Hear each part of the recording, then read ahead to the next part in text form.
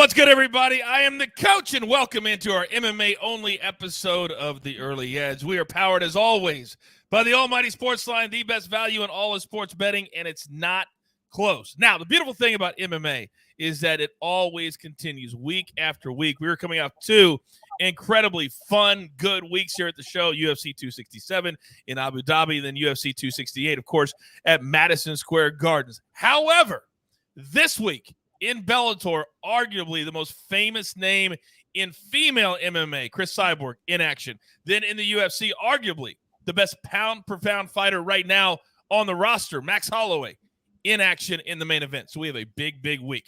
So let's bring in the star of the show. His name is Andrew Gombas. Look at him. He's got a brand new microphone. He's got a Tiger Woods hat on. That means he's ready to be the GOAT this week. Hello, Mr. Gombas. How's it going, Coach? Glad to be here. Let's get it going. Now, we're going to start with Bellator. Friday, prelim 7 Eastern. Main card, 10 Eastern. We'll get to that main event in a second. But I found a heavyweight fight that you're very much interested in. Steve Mowry. Now, he is a big-time minus 590 favorite. Rakim Cleveland on the other side, though, tasty underdog, plus 475. Talk to me on this one.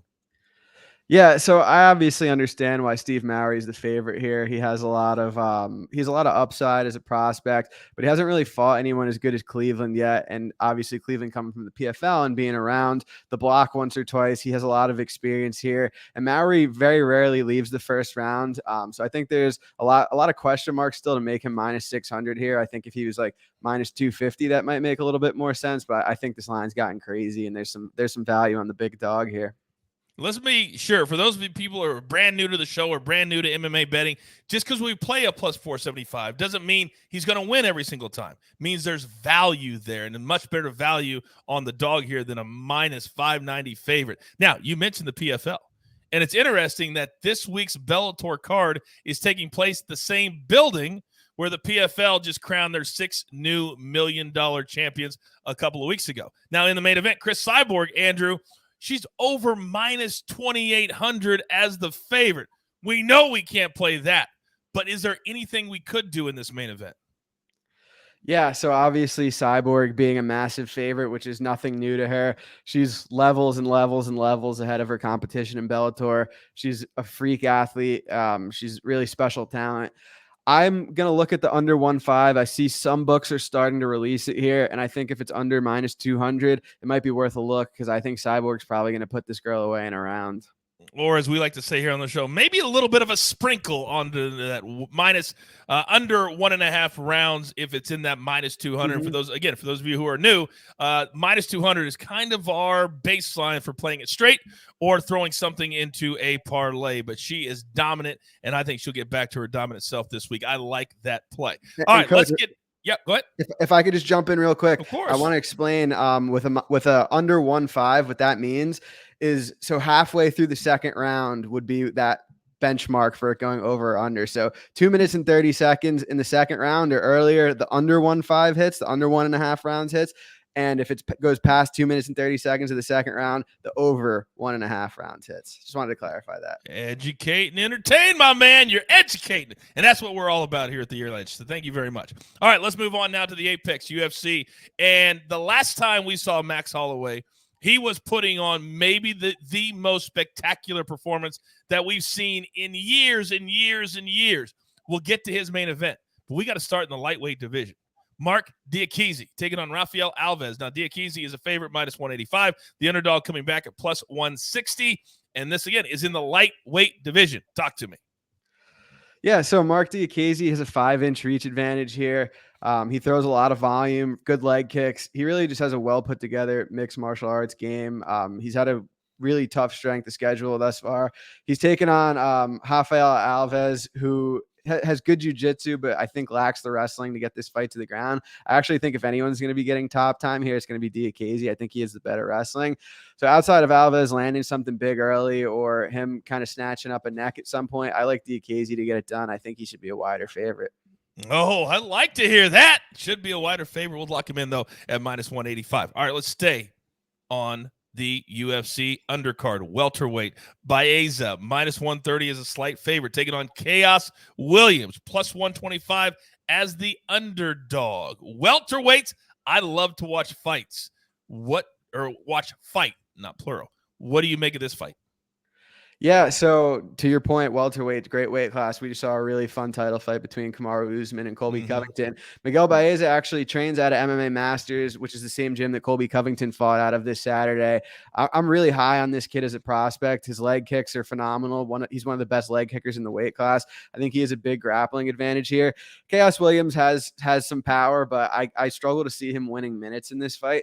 And I think outside of a flash knockout, Baeza controls this fight start to finish. I think he has finishing upside. I think he could find a knockout or a submission depending on which path he wants to take. I like the fact that he's a double-barreled guy that you can go either way, and you don't have to get pigeonholed into one particular finish. And I love the number 2 at minus 130. All right, let's go to the heavyweights now. And I love betting heavyweights because you never know what's going to happen. Big Ben Rothwell, a minus 150 favorite over Marcos Rogerio de Lima, a plus 133 underdog. Talk to me. Yeah, so when I was researching this fight in the following weeks coming up to this card, I was surprised to see Rogerio come out the underdog in this fight. Ben Rothwell is 40. He's at a cardio disadvantage here. I like Rogerio de Lima's last couple performances. He showed really high fight IQ in his last fight against Maurice Green. He went out and got the takedown right away. I don't know if that's the best game plan for him here because I think he's the better striker. And I think the longer this fight goes, the better for him. I have him capped as a favorite here, and I think he's going to win. Yeah, I don't think there's any question that the longer Ben Rothwell goes, it hurts him. He's not ever in the best of shape. He's not ever coming in laser focused, at least in my opinion. So I like this play too. The longer it goes, the better shot we have at cashing that ticket. All right, we're now at the main event. And every single episode, I make my guy make a pick for the main event of the evening. And this will be back at the Apex. Now, Max Holloway has been incredible. And what he showed in his last fight was nothing short of unbelievable. And I don't use that word very, very lightly. He is a minus 625 favorite in this main event, taking on Yair Rodriguez that a couple of years ago, people said this is going to be the next big star. And now he's plus 450 against Holloway. This could be a career-defining win for Rodriguez if he can get the job done. It won't be easy. Talk to me. Yeah, that's a big if, Coach. Max Holloway, probably one of the top 10, if not top 5 pound-for-pound fighters on the planet. His pace, his cardio, his output are really insane. I was looking at some of his striking metrics the other day, and compared to everyone else in the division and even the sport, he's so far ahead. On the other side, Yair Rodriguez, he has some flashy kicks. He's probably one of the best knockouts in UFC history. 4 minutes and 59 seconds of the very last round against Korean Zombie a couple years back, which was awesome. I think he's in for a rough night here if he can't land that big shot early. I don't think he has the cardio. I don't think he has the output. And I think Holloway is going to put it on him. I like this fight to end inside the distance. And all that means it's similar to an under 4.5 rounds, except you get that last half of the round. So very simple. If this fight ends by KO, by submission, by DQ, if it doesn't hit the scorecards, this bet cashes. And at even money, I like that a lot. If Holloway puts on a similar performance to the fight he had against Calvin Kattar that you alluded to earlier, I don't think Rodriguez can withstand that beating like Kattar did. I don't think he has the cardio that Kattar did. And I see Max putting him away in probably those middle rounds. But like I said earlier, never count out Yair. He has that fight-ending power. He has some very tricky shots. That's why I lean towards the fight doesn't go the distance instead of Max KO. There isn't enough of a price discrepancy between Max inside distance and fight doesn't go the distance. One more quick thing. If your book doesn't offer fight doesn't go the distance, I would take the under 4.5 rounds at around plus 100, plus 105. The reason I opted to take fight doesn't go the distance is I wanted that extra half a round just in case Max is kind of pouring it on late. But I think this fight probably gets finished in the second, third, fourth round.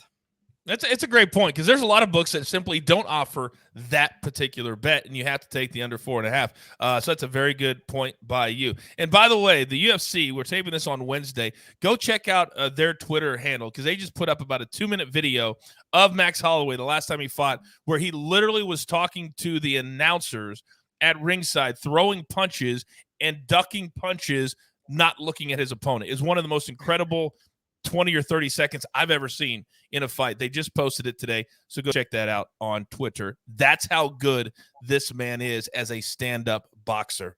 All right, we're up against it. Grab your paper, grab your pencil. Here is the recap, courtesy of Mr. Andrew Gombas and the Jeweler. We're going to go Rakim Cleveland. That's in Bellator plus 450. Then in UFC, by the way, a little lean on the Chris Cyborg under 1.5, 2, if you can get it at minus 200 or less. Then we're going to go to UFC. Diakiese minus 185. Baeza minus 130. Then Rogerio de Lima plus 133. Then in the main event, we're going to go not to go the distance. That's coming in a nice number 2, minus 110. All it has to do is not go the full 5 rounds, and we cash this ticket. All right, remember, the MMA world, it never stops grinding, and neither do we. We do this, and we do it all for you. So there's only one thing left to do, and you all know what that is. You've got your marching orders. Let's take all of these MMA tickets straight to the pay window.